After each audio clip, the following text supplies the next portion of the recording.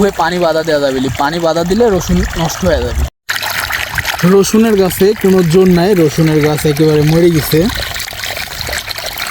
এই সময় কি কারণে রসুনের ভুঁয়ে সেচ দেওয়া হয়? এই সময়টা আপনার রসুনের ভুঁয়ে মূলত বিশেষ কয়েকটা কারণে সেচটা দেওয়া হয়ে থাকে। তো প্রথম কারণ সেটা হচ্ছে আপনার রসুনটা তোলার সুবিধার্থে। রসুনটা আপনার গুঁড়া মাটির সাথে এতভাবে টাইটভাবে লাগিয়ে থাকে যে রসুনটা ভালোভাবে উঠতে চায় না।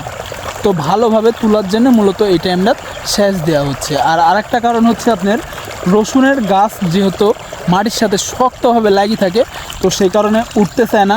টাইনি তোলার সময় গাছটা ছিঁড়ে যায়, গাছের এই জায়গার থেকে মূলত ছিঁড়ে যায়। তো এই ছিঁড়া কমানোর জন্যে মূলত সেচ দেওয়া হয়ে থাকে।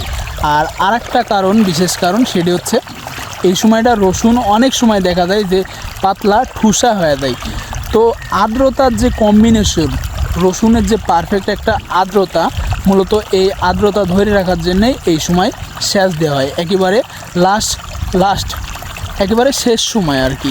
তো এই সেচের মাধ্যমে আসলে রসুনের গুটি বড় হবিলি ভাই, সিরিয়াস বড় হবিলি। কারণ গাছের অবস্থা দেখতে পাচ্ছেন, খালি এটি না, আপনার সব গাছগুলাই দেখেন, মানে গাছের অবস্থা একেবারে নাজেহাল। আসলে এই টাইমটা মূলত যারা রসুন চাষাবাদ করেন তারা অবশ্যই জানেন বা দেখতে পাচ্ছেন, অবশ্যই বুঝতে পারতেছেন যে এই সময় আসলে সেচ দেওয়া কোনো উপকার হয় না। এই সময় সেচটা মূলত যে বিষয়গুলো আমি বলবো সেই বিষয়গুলোর উপর ডিপেন্ড করেই, এক কথা কামলা খরচ কম, রসুন ছিঁড়বিলি, তো এইগুলা বিবেচনা করে মূলত এই সেচটা দেওয়া হয়।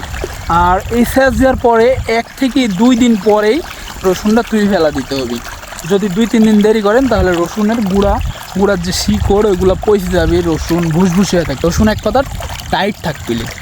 তো হ্যাঁ, আর আরেকটা বিষয় হচ্ছে এই সেচটা দিতে হবে একদম টাইনি, ভুয়ে পানি বাধা দেওয়া যাবে, পানি বাধা দিলে রসুন নষ্ট হয়ে যাবে। তো ভিডিও ভালো লাগলে অবশ্যই শেয়ারের মাধ্যমে যারা জানে না তারা দেখার সুযোগ করে দিবেন। আর হ্যাঁ, পাশে থাকবেন। আমার ভিডিও কীরকম লাগে আপনারা অবশ্যই কমেন্টে জানাবেন। ধন্যবাদ সকলকে।